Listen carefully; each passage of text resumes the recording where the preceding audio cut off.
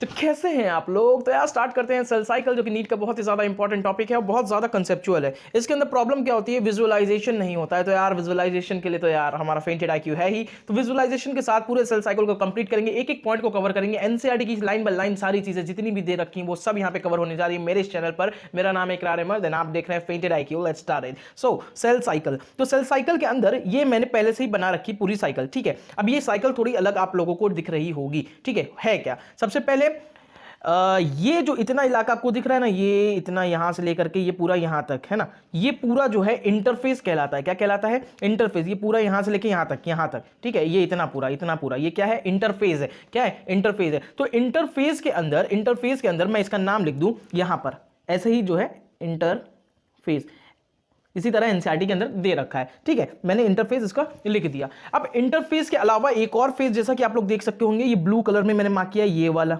ठीक है, इतना इलाका, ये कहलाता है डिविजनल फेज। क्या कहलाता है? Divisional phase. तो ये लिख दिया मैंने, डिविजनल फेज। होता क्या है? सेल जो होती है, नॉर्मल सेल अपना काम कर रही होती है, नॉर्मली वर्क कर रही होती है, वो G0 स्टेज में बैठी होती है, कुछ इधर, ठीक है। G0 स्टेज में एक सेल बैठी होती है, G0 में ही वो नाच रही होती है, अपनी जिंदगी G0 पे गुजार रही होती है। लेकिन एक समय ऐसा आएगा जब सेल को डिवाइड करने की नौबत आएगी, चाहे इंजरी लगने की वजह से, चाहे उसकी नीड हो, जो भी है, ग्रोथ की वजह से, तो वो G0 स्टेज से कूद के सेल साइकिल के अंदर कूद जाएगी। किसमें कूदेगी? ये जो साइकिल है ना, ये जो चक्र है, इसी के अंदर कूद जाएगी। सेल साइकिल के अंदर कूदेगी, कहां से? G0 से कूदेगी, ठीक है। तो G0 से हमारी सेल जो है सेल साइकिल में कूद गई और सबसे पहले आता है इंटरफेज। अब इंटरफेज में क्या होता है? सबसे पहले मैं नाम बता दूं, नाम जो कि आप लोगों को एक स्केलेटन क्रिएटेड रहेगा, वो चीज देख लो। सबसे पहले आता है G1 फेज। कौन सा फेज? G1 फेज, है ना। उसके बाद आता है S फेज, उसके बाद आता है G2 फेज, ठीक है। और ये लास्ट में डिविजनल फेज। कुछ लोग डिविजनल फेज को एम फेज कहते हैं। उन लोगों के लिए बता दूं, जो एनसीईआरटी के अंदर डायग्राम दे रखा है एम फेज का, है ना, वहां पर कैपिटल एम है, कैपिटल एम फेज, वो माइटोसिस के लिए दे रखा है, मायोसिस के लिए नहीं। और हम लोग अभी दोनों के लिए पढ़ रहे हैं, इस वजह से एम फेज को अभी यहां पर मैं नहीं लिख रहा हूं। तो शुरू करते हैं यार G1 फेज से। पहले थ्योरी वाले पोर्शन लिखेंगे। यहां पर ये देखो आप लोगों ने, मैंने चक्रा बना रखा है, ठीक है। ये और कुछ नहीं, जो सेल का अपीयरेंस रहता है किसी एक फेज के अंदर, वो चीज सारी मैंने यहां पर बना रखी है। तो क्या रहेगी, सारी चीज को कवर करेंगे। सबसे पहले थ्योरी वाला पोर्शन की, उसके अंदर क्या क्या चीजें होती है। G1 के अंदर मैं बात करूं, G1 के अंदर एनसीईआरटी लिखती है ना, एनसीईआरटी लिखती है कि सेल इज मेटाबॉलिकली एक्टिव, ठीक है। और एक और चीज एनसीईआरटी क्या लिखती है? सेल ग्रोज कंटिन्यूअसली, ठीक है, ग्रोज कंटिन्यूअसली। तो सेल यहां पर कंटिन्यूअसली ग्रो भी कर रही होती है और सेल जो है मेटाबॉलिकली एक्टिव भी है। ये तो एनसीईआरटी के पॉइंट हो गए। कुछ और इंपॉर्टेंट पॉइंट जो है हमें जानकारी में होना चाहिए, वो क्या है? सबसे पहले यहां पे किस चीज का ग्रोथ होता है? सेल का होता है, ठीक है। उनके ऑर्गेनल्स का होता है, साइटोप्लाज्म का होता है, और किसका होता है? आरएनए का होता है। मैं और भी लिखूंगा, ठीक है। इन सब का डुप्लीकेशन होता है, ठीक है। अच्छा, अब यहां पे एक्सेप्शंस आते हैं जो कि पूछे जाते हैं। एक्सेप्शंस क्या है वो देखिए। सबसे पहले किन चीज का डुप्लीकेशन नहीं होता है? तो डुप्लीकेशन जो है आपका, ऑल प्रोटीन्स एक्सेप्ट, ठीक है, except histone and tubulin protein do grow या फिर डुप्लीकेट, ठीक है। इसको हटाओ, डुप्लीकेट।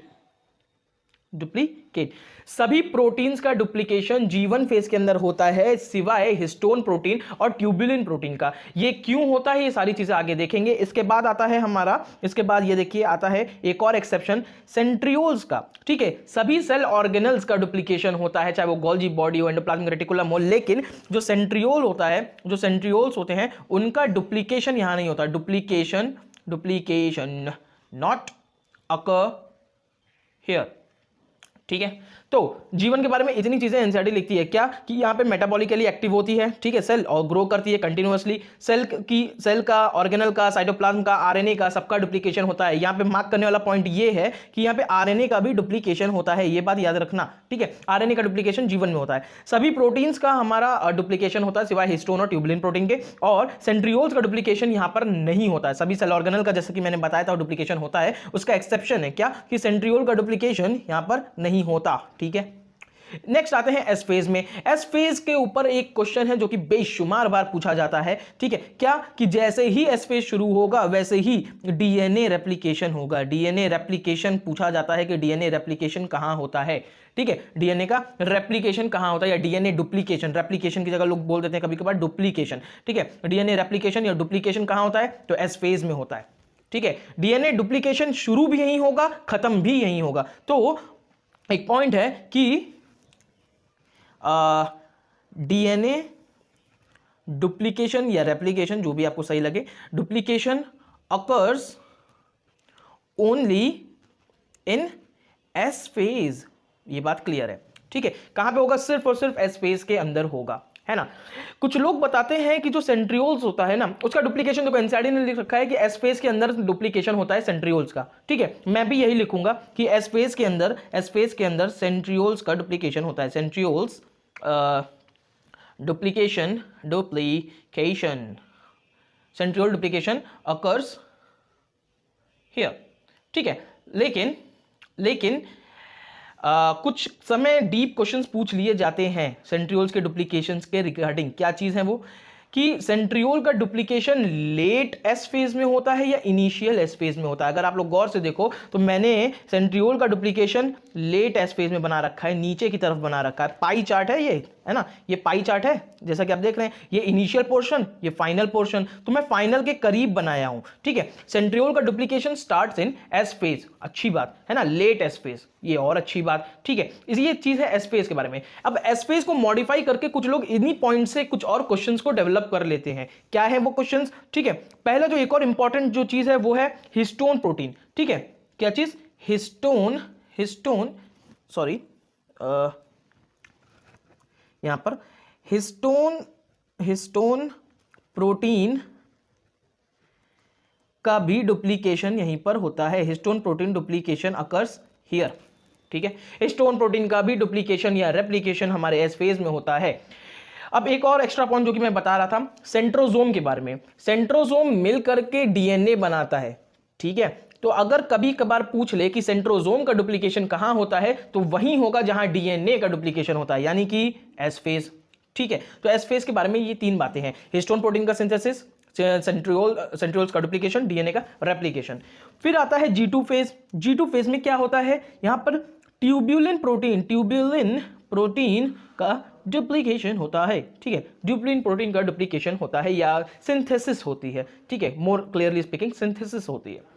ये सारी चीजें हम लोगों को समझ में आती हैं, लर्न हो जाती हैं, है ना। एक और चीज थोड़ी फॉर्मेलिटी कर दूं कि सबसे पहले डिविजनल फेज में प्रोफेज आएगा, ठीक है। इसके बाद मेटाफेज आएगा, इसके बाद एनाफेज आएगा, इसके बाद टीलोफेज आएगा,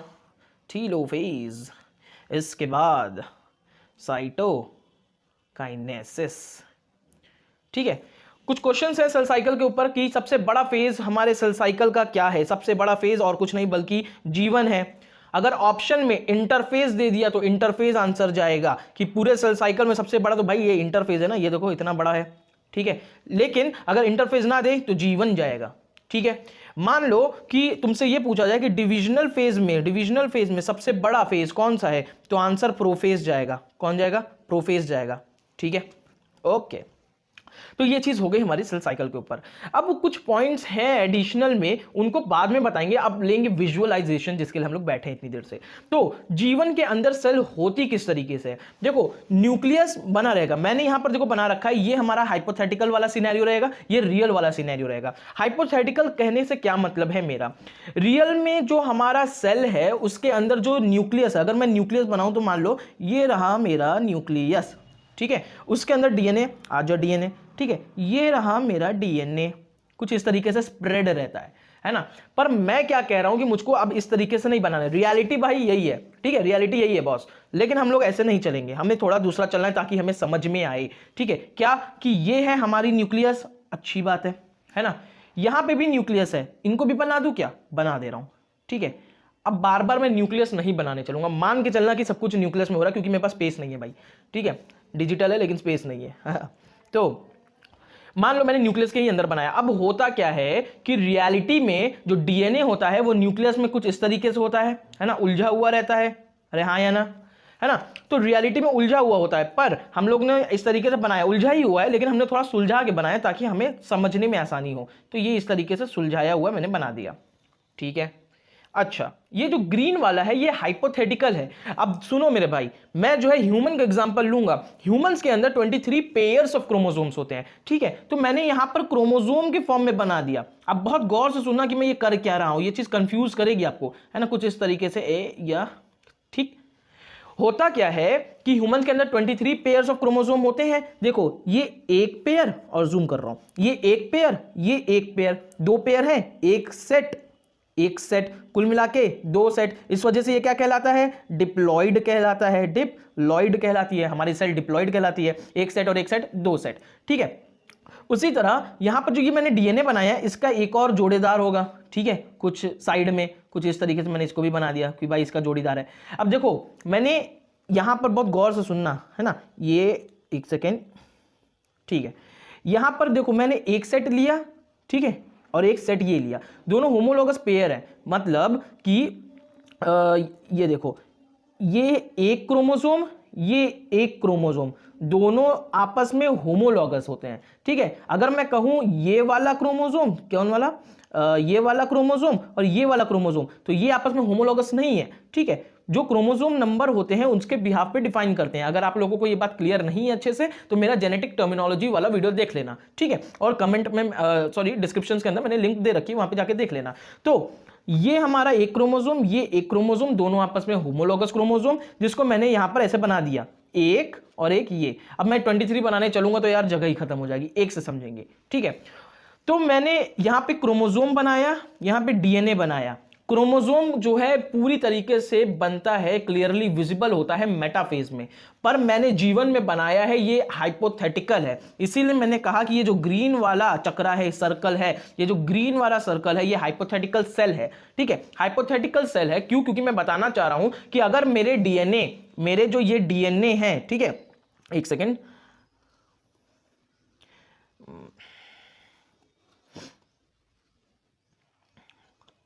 तो जो मेरे ये डीएनए हैं वो अगर क्रोमोसोम में बदलेंगे तो कुछ इस तरीके से नजर आएंगे। अब समझ में आया, ये चीज मैंने बताई है। अब आगे क्या होता है जीवन के अंदर, तो मैंने बता दिया, जीवन के अंदर तो मैंने बता दिया कि हमने क्रोमोसोम को इस तरीके से दो सेट में अरेंज कर लिया है। आगे एस फेज में क्या होता है, एस फेज में मैं बढ़ रहा हूं भाई, ये देखो एस फेज में शुरू में ऐसे था डीएनए कुछ इस तरीके से, ठीक है, शुरू में ऐसा डीएनए था इस तरीके से। अब मैंने इसी को दूसरे तरीके से बना दिया, कैसे, ये देखो एस फेज के अंदर क्या आता है, डीएनए का डुप्लीकेशन होता है कि नहीं। तो शुरू में डीएनए कुछ इस तरीके से था, एक है ना, और ये एक, ठीक है, इसका जोड़ीदार जो था वहां पे, तो इस तरीके से था। ये जो दूसरा बना रहा हूं ये नहीं अगर समझ में आ रहा है तो देख लो, ठीक है। ये जो छोटा सा छुटकू सा यहाँ पे बनाया हूं ना, इसका होमोलॉगस पेयर वही यहाँ पे बना रखा है, होमोलॉगस पेयर ये, ठीक है, दोनों होमोलॉगस पेयर है क्योंकि डिप्लॉइड सेल में ले रहा हूं, ठीक है। तो मैंने क्या बना दिया, अपना डीएनए।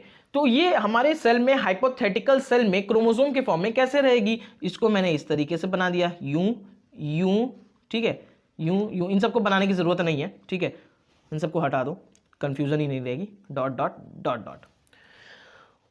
डीएनए का डुप्लीकेशन एस फेज में होता है, डीएनए देखो डुप्लीकेट हो गया, ये कुछ इस तरीके से डीएनए डुप्लीकेशन होता है ना। इसकी वजह से यहां पे क्रोमेटिड आता है, ठीक है, समझ में आ रहा है। क्रोमोसोम का नंबर पहले भी इतना ही था, अब भी इतना है ना। पहले भी क्रोमोसोम का 1 सेट प्लस 1 सेट 2 सेट, अब भी क्रोमोसोम का 1 सेट प्लस 1 सेट। ये चीज नहीं समझ में आ रही तो जेनेटिक टर्मिनोलॉजी की वीडियो देख लेना। तो इस तरीके से डुप्लीकेशन होता है, ये अभी भी डिप्लॉइड सेल है। तो कंटेंट ऑफ डीएनए शुरू में देखो यहां पर क्या हुआ कि यहां पर हमारा सेल कैसी है, डिप्लॉइड है, ठीक है। क्यों, क्योंकि यहां पर एक सेट दो सेट डिप्लॉइड, ठीक है, इसलिए 2n लिख दिया। यहां पे भी देखो एक सेट, दो सेट, ये भी डिप्लॉयड। शुरू में कंटेंट है सी, है ना, 2C, 1 यहां पे ऐसे, एक सेकेंड, ये 1 और ये 2, ठीक है, इस वजह से मैंने 2C बता दिया। और यहां पर जब डीएनए का डुप्लीकेशन हो रहा है तो डबल हो जा रहा है, तो 4C हो गया डीएनए का कंटेंट, ठीक है। इस तरीके से होता है मेरे भाई, इस तरीके से डुप्लीकेशन होता है। फर्दर अगर मैं जाऊं G2 फेज के अंदर तो हूबहू सिनेरियो इसी की तरह मेंटेन रहेगा, वहां पर सिर्फ ट्यूबुलिन प्रोटीन बन रही होती है ना, ये सारी चीजें होती हैं। अब इसके बाद आता है प्रोफेज में क्या होता है, मेटाफेज में क्या होता है, एनाफेज में क्या होता है, इसको हम लोग नेक्स्ट वीडियो में देखेंगे। पर जितना एनसीईआरटी ने सेल साइकिल के ऊपर बता रखा है वो सारी इमेजिनेशन या विजुअलाइजेशन ये है, ठीक है, इतनी चीज क्लियर। नेक्स्ट चीज अगर मैं आऊं कुछ पॉइंट्स के ऊपर जो कि रह गई हैं बताने की, वो क्या है। G1 फेज जो है लॉन्गेस्ट फेज होती है सेल साइकिल की, मैंने बता दिया। प्रोफेज जो है वो लॉन्गेस्ट फेज है एम फेज की। अब याद रखना है ना, ये गलत है, ठीक है, ये क्या गलत है, यहां पे ये देख लो, यहां पर एम जो है कैपिटल होगा, ठीक है, कैपिटल एम फेज, ठीक है, एम फॉर माइटोसिस, ठीक है। अगर यहां पर मैं और अच्छे से लिखना चाहूं तो यहां पे एम फेज को पूरा तरीके से मैं काट के डिविजनल फेज लिख दूंगा। क्या चीज, डिविजनल फेज, ठीक है। डिविजनल फेज का सबसे बड़ा फेज कौन सा होता है, प्रोफेज, जैसा कि मैंने यहां पे बता रखा था कि ये जो हमारा डिविजनल फेज है, ये हमारा डिविजनल फेज है, ठीक है, इसका सबसे बड़ा फेज प्रोफेज होता है। ये बात क्लियर हो गई। नेक्स्ट आते हैं, सेंट्रियोल का जो डुप्लीकेशन है वो कहां पे स्टार्ट होता है, लेट एस फेज में स्टार्ट होता है। सेंट्रियोल का डुप्लीकेशन लेट एस फेज में बता चुका हूं। Centriole begin to move toward the pole in prophase. इधर देखो, ये जो हमारा सेंट्रियोल है, ठीक है, कहां, यहां पर बनता है सेंट्रियोल, एस फेज के अंदर बनता है हमारा ये सेंट्रियोल, ठीक। अब सेंट्रियोल का डुप्लीकेशन तो हो गया, लेकिन सेंट्रियोल हमारे पोल्स की तरफ, अगर मान लो कि ये सेल है, मैं बना के दिख, तो ये रही हमारी सेल, ये रहा न्यूक्लियस, ये रहे हमारे सेंट्रियोल। सेंट्रियोल डुप्लीकेशन हो गया, देखो दो तो सेंट्रियोल, एक सेंट्रियोल, दो सेंट्रियोल। ये जो है प्रोफेज के अंदर पोल्स की तरफ बढ़ना शुरू होते हैं। पोल्स क्या है, यहां का पॉइंट है, ये पॉइंट पोल्स कहलाते हैं, ठीक है। ये पॉइंट इक्वेटर कहलाता है, इक्वेटोरियल एक्सेस, इक्वेटोरियल एक्सेस, ठीक है, ये इक्वेटोरियल कहलाता है और ये वाला हमारा पोल कहलाता है। तो सेंट्रियोल जो है प्रोफेज में इसकी तरफ बढ़ना शुरू हो जाते हैं। यही चीज मैंने यहां पे लिख रखी है, centrioles begin to move toward the poles in the prophase. ये बात क्लियर है। नेक्स्ट आता है सेंट्रोजोम। सेंट्रोजोम के बारे में क्या है कि जो सेंट्रोजोम है वो डीएनए बनाता है, मैंने बताया था, सेंट्रोजोम डीएनए बनाता है, ठीक है। अब सेंट्रोजोम डीएनए बनाता है और डीएनए का रेप्लिकेशन हमारा एस फेज में होता है, तो सेंट्रोजोम भी तो रेप्लिकेट एस फेज में ही होगा। अच्छी बात है, बता दी। ये चीज देखो हाईलाइटेड है ना, ये मैंने नहीं बोला। जी0 फेज को ही क्विसेंट स्टेज कहते हैं, क्या, फेज को क्विसेंट फेज कहते हैं और इंटरफेज को रेस्टिंग फेज कहते हैं। एक और बात जो एनसीईआरटी ने लिख रखी है, इंटरफेज जो होता है ना, इंटरफेज जो होता है वो 95% होता है पूरे सेल साइकिल का। एक सेकेंड, ठीक है, interphase is 95% of complete cell cycle, ठीक है। 95% होता है पूरी कंप्लीट सेल साइकिल का, कौन, इंटरफेज। इसके बाद आता है इंटरफेज पीरियड। क्या होता है इंटरफेज पीरियड, हमारा डिविजनल पीरियड से जो है बहुत ही बड़ा होता है। क्यों, क्योंकि ये 95% है, जैसा कि मैंने बताया, इसलिए ये डिविजनल फेज जो है उससे बहुत ज्यादा बड़ा होता है। कौन, हमारा इंटरफेज का पीरियड। एक और चीज जो एनसीईआरटी ने लिख रखी है, एनसीईआरटी ने कीचड़ किया है, क्या, जो डिविजनल फेज है वो दो टाइप के होते हैं, या तो माइटोसिस या तो मायोसिस। माइटोसिस को एनसीईआरटी एम फेज से रिप्रेजेंट करती है, मायोसिस को एम फेज से रिप्रेजेंट नहीं करती है, और एम वहां का कैपिटल है। तो यार इतनी चीजें सेल साइकिल के ऊपर एनसीईआरटी ने डिस्कस कर रखा है। होप करते हैं आपको सब कुछ समझ में आया होगा। कुछ चीजें जो मैंने यहाँ पे विजुअलाइजेशन दिया है वो आपको तभी ही समझ में आएगा जब आपको जेनेटिक्स की टर्मिनोलॉजीज क्लियर है। अगर आपको ये चीज अच्छे से क्लियर नहीं है तो एक बार जाकर के मेरी जेनेटिक टर्मिनोलॉजी का वीडियो देख लीजिए, जाके आपको सारे जेनेटिक के टर्मिनोलॉजीज क्लियर हो जाए। उसके बाद आप ये देखोगे तो एकदम क्रिस्टल क्लियर आपके माइंडसेट हो जाएगा। जेनेटिक टर्मिनोलॉजी का जो वीडियो है उसकी लिंक मैं डिस्क्रिप्शन में डाल दे रहा हूं, आप जाकर के देख लीजिएगा। Thank you very much.